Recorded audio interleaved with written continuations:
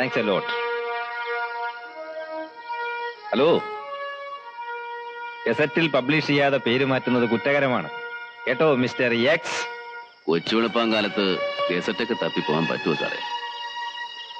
ചന്തക്കാട് വിശ്വനിഗ്രഹമാണല്ലോ ചന്ദ്രദാസ് IPSന്റെ അവതാര ലക്ഷ്യം തന്നെ. ആൽഫബറ്റ്സിൽ ഏതെങ്കിലും ഒന്നാണെങ്കിൽ കുറച്ചുകൂടെ ക്രെഡിബിലിറ്റി കൂടുമെന്ന് ഞാൻ വിചാരിച്ചു. പിടികിട്ടിയ ചരക്കിന്റെ സോഴ്സും ടാർജറ്റും ഒക്കെ എനിക്കറിയാം. എന്തെങ്കിലും ഒരു ജോലി സാറിനും വേണ്ടേ? Use your skills. പിന്നെ പ്രസിന് പറ്റിയൊരു ഹെഡ്ലൈൻ ഞാൻ തരാം. നഗരത്തിൽ വൻപിച്ച മയക്കുമരുന്ന് വേട്ട, കമ്മീഷണർ ചന്ദ്രദാസിന്റെ തൊപ്പിയിലെ ആദ്യത്തെ പൊന്തൂവൽ. Good night.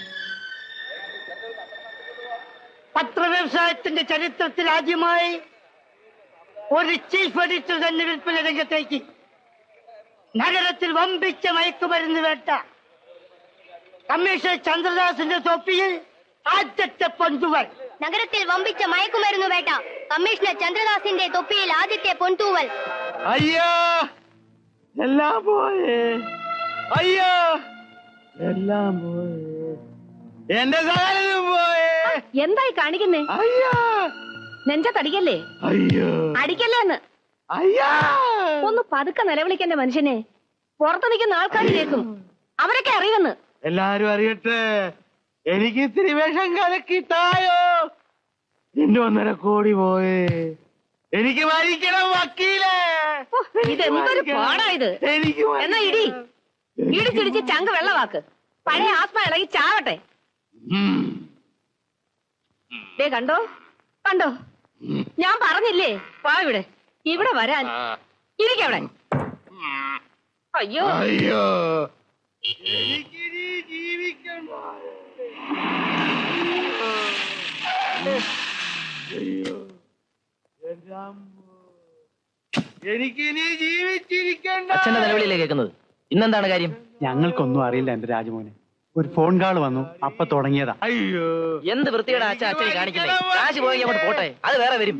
ഇനി നാട്ടുകാരുടെ മുമ്പിൽ കൂടെ നാറണോ? നാറിയടാ, നിന്റെ അച്ഛൻ നാറിയാടാ. 10-40 കൊല്ലം മുമ്പ് ചെർപ്പളശ്ശേരിയിലെ കാളക്കച്ചവടക്കാരൻ പൈലിയുടെ സൈക്കിള് പൊട്ടിച്ചോണ്ട് ഈ പട്ടണത്തിൽ വന്നവനാണ് ഞാൻ. ഈ കാണായ സ്വത്ത് നിന്നെ നിന്റെ പെങ്ങളെ ഒക്കെ ഉണ്ടാക്കി നാറിത്തരം കാണിച്ചിട്ടാ. തന്നക്കാരുള്ള ജാതകത്തിൽ പറഞ്ഞ ഇവന്റെ ജാതകം നോക്കി കണിയാൻ എന്താ വക്കീല പറഞ്ഞേ? എന്താ പറഞ്ഞേ? ഇവൻ തന്തയെ കൊണ്ട് പോകുന്നല്ലേ? കൊണ്ടുപോട്ടെ. അയ്യോ ചൊറിഞ്ഞു വരുന്നുണ്ട് കേട്ടോ.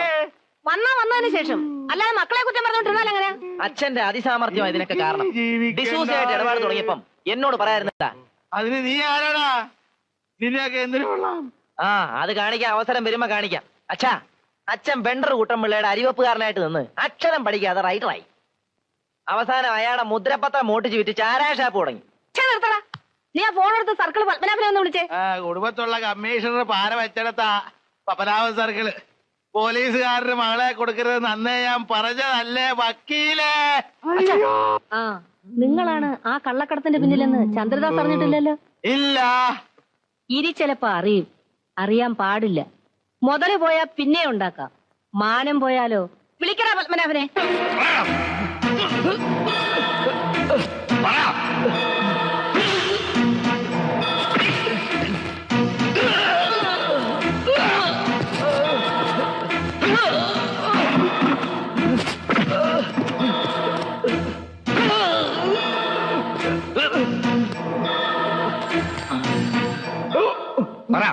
ആർക്ക് വേണ്ടിയാ കൊണ്ടുവന്നേ? Sir,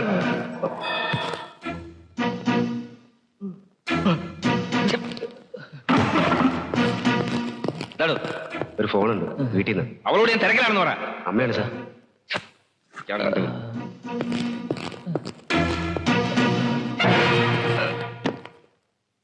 hello. കൺഗ്രാചുലേഷൻസ്. പത്രത്തിൽ കണ്ടാ ഞങ്ങളൊക്കെ വിവരം അറിഞ്ഞത്. Thank you. ഞാനെല്ലാം പറയാം സാർ. നീ ഒന്നും പറയാൻ പാടില്ലെന്നാണ് മുകളിലെ ഓർഡർ.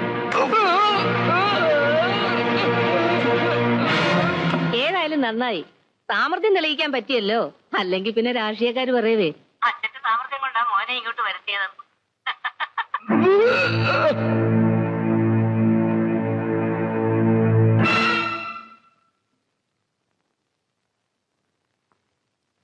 അമ്മേ, ഞാനിപ്പം കുറച്ച് തിരക്കില്ല.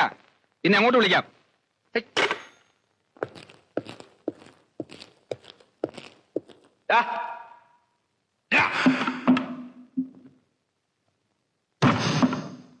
പത്മനാഭൻ, സാർ കുറച്ച് വെള്ളം. ഓ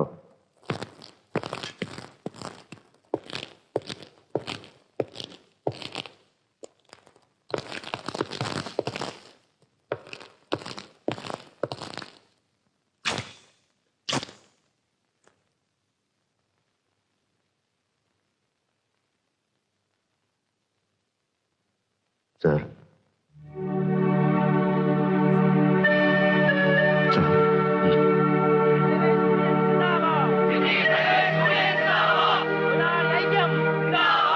അന്യായമായ തടങ്കൽ വെച്ച ഡ്രൈവറെ മോചിപ്പിക്കുക.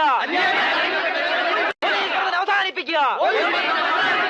സിറ്റി കമ്മീഷണർ നീതി പാലിക്കുക. സിറ്റി കമ്മീഷണർ നീതി പാലിക്കുക.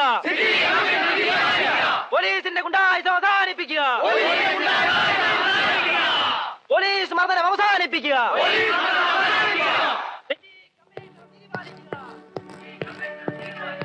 അലമ്പായല്ലോ സാറ്. ഡ്രൈവേഴ്സ് യൂണിയനാണ്. ഇവനെ പുറത്തു വിടണമെന്ന്. ഉർവശി ശാപ ഉപകാരം എന്ന് പറഞ്ഞ പോലെ സാറിന്റെ അളിയന്റെ യൂണിയനാണ്. ആ കൊച്ചിനും വന്നിട്ടുണ്ട്. വേണ്ട, അവനറിയണ്ട. പോലീസ് മർദ്ദനം അവസാനിപ്പിക്കുക. നിർത്ത്.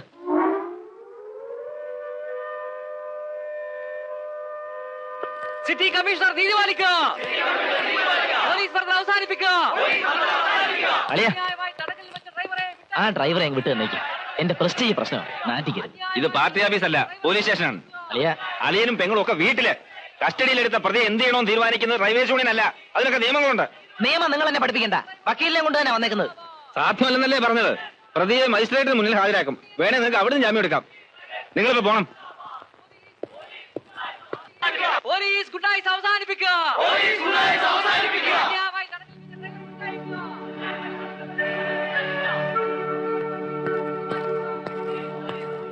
സാർ, ഉപദേശിക്കാണെന്ന് വിചാരിക്കരുത്. സാർ ചെയ്തത് ശരിയായില്ല. പിന്നെ എന്ത് ചെയ്യണം? ഈ ശവം എടുത്ത് അവന്റെ മുന്നിലോട്ട് ഇട്ട് കൊടുക്കണോ? സാറൊന്ന് പതുക്കെ. പ്രതി മരിച്ച വിവരം ഇവിടുത്തെ പോലീസുകാർ പോലും അറിഞ്ഞിട്ടില്ല. അവരറിയാനും പാടില്ല. വിശ്വസിക്കാൻ കൊള്ളാവുന്നവരല്ല സാർ. ആ രാജുമോനെ അകത്ത് വിളിച്ച് നമുക്കുള്ള വിവരം പറയാം. സാറിന് ഒരു കയ്യബദ്ധം പറ്റിയതാണേലും ജനങ്ങൾ അറിഞ്ഞു വരുമ്പോ സംഗതി കൊലപാതകമാവും.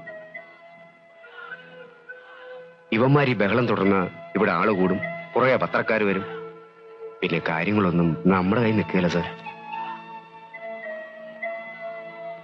അവനെ വിളിക്ക.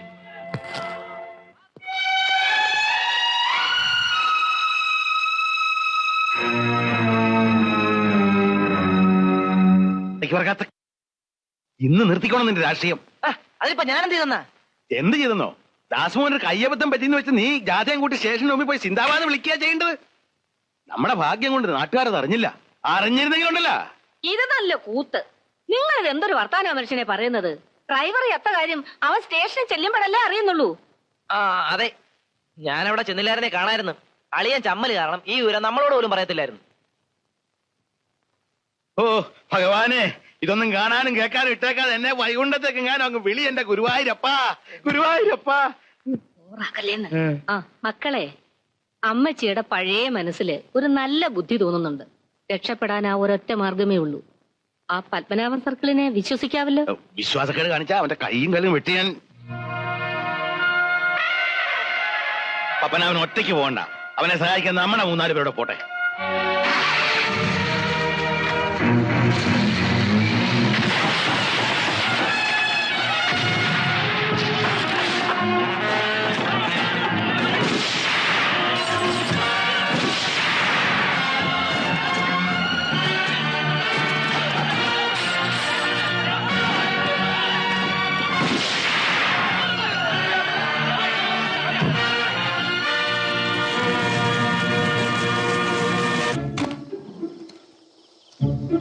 വേഗം വാടാ.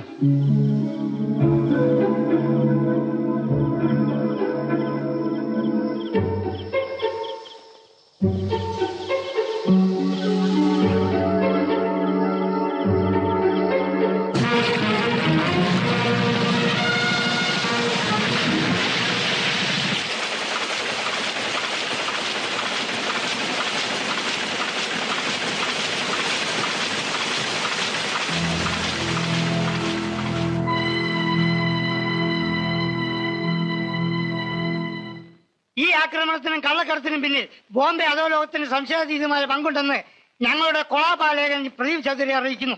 പ്രസ്തുത സംഭവത്തിൽ കാശ്മീർ തീവ്രവാദികൾക്കുള്ള പങ്കിനെ കുറിച്ച് ഉറപ്പിച്ചൊന്നും പറയാൻ നിവർത്തില്ലെന്ന് ഒരു ഉന്നത പോലീസ് വാർത്താവ് അറിയിച്ചു. ശരാ, അതിന് എന്നെ തെറി വിളിക്കുന്നതിനാ? ആ കമ്മീഷണർ ഇത്ര മണ്ടനായി പോയല്ലോ എന്നാ. തൊണ്ടിയും കളഞ്ഞ് പ്രതിയും പോയി. ബാക്കിയുള്ളവൻ രാവിളക്കോളം കാർ ഓടിച്ചത് മാത്രം വെച്ച. ചന്ദ്രദാസ് മണ്ടനാണെങ്കിലും അയാളുടെ അമ്മായിയപ്പൻ അങ്ങനെയല്ല. കിളവൻ ഇത്തവണ നമ്മളെ തോപ്പിച്ചോളഞ്ഞു. അങ്ങനെ അങ്ങോട്ട് തറപ്പിച്ച് പറയാൻ പറ്റുമോ? സംശയം എന്താ? ആ റിപ്പോർട്ട് വായിച്ചാൽ അറിഞ്ഞൂടെ? ഒരു ടിപ്പിക്കൽ കേളു റൈറ്റർ സ്റ്റൈൽ. ഇലയും മുള്ളും കേടില്ലാതെ അയാളുടെ പോക്കറ്റിൽ. കേളുവിന്റെ മരുമോൻ എന്റെ മരുമോൻ അല്ലേടാ. അതല്ലേ ഞാൻ അവനെ കർണാടകത്തിൽ നിന്ന് ഇവിടെ കൊണ്ടുവന്നത്. പക്ഷെ താൻ എന്റെ വാക്ക് കേട്ട് നടക്കാത്തതിന്റെ ഫലമാണ് ഈ അനുഭവിക്കുന്നത്. സാർ, നാട് ഭരിക്കുന്ന മുഖ്യമന്ത്രി ചൂണ്ടിക്കാണിച്ചിട്ടും പോലീസ് കമ്മീഷണർ കുറ്റവാളിയെ വിച്ഛോദിക്കുക. അവന്റെ വാക്കും കേട്ടൊരു കൊച്ചുവെളുപ്പാൻ കാലത്ത് കള്ളനെ പിടിക്കാൻ പോവുക. എന്നിട്ടിപ്പോ എന്തായി? തന്നെ വെച്ച് എന്നെ മുഖ്യമന്ത്രിയെ നാറ്റിക്കാൻ ആ ചന്തക്കാട് വിശ്വം ചെയ്ത പണിയാ ഇതൊക്കെ. എനിക്ക് അങ്ങനെ വിശ്വസിക്കാൻ തോന്നുന്നില്ല. വെള്ളമാണെങ്കിലും അച്ഛൻ പറയുന്നേ കാര്യമുണ്ടെന്ന് എനിക്ക് തോന്നുന്നത്. ആ ഫോട്ടോ എന്ത്? ഓ മറന്നു, പ്രധാന കാര്യം മറന്നു.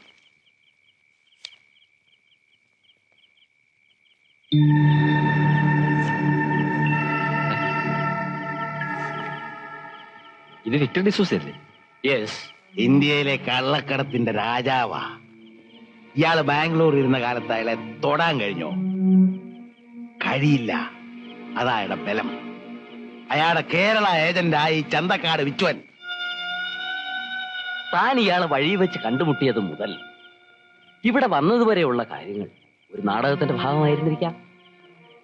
അളിയൻ ധൈര്യമായിട്ട് അവന്റെ ചന്തക്കാട് കയറി റെഡി ചെയ്യേ. അവനെ അകത്താക്ക്.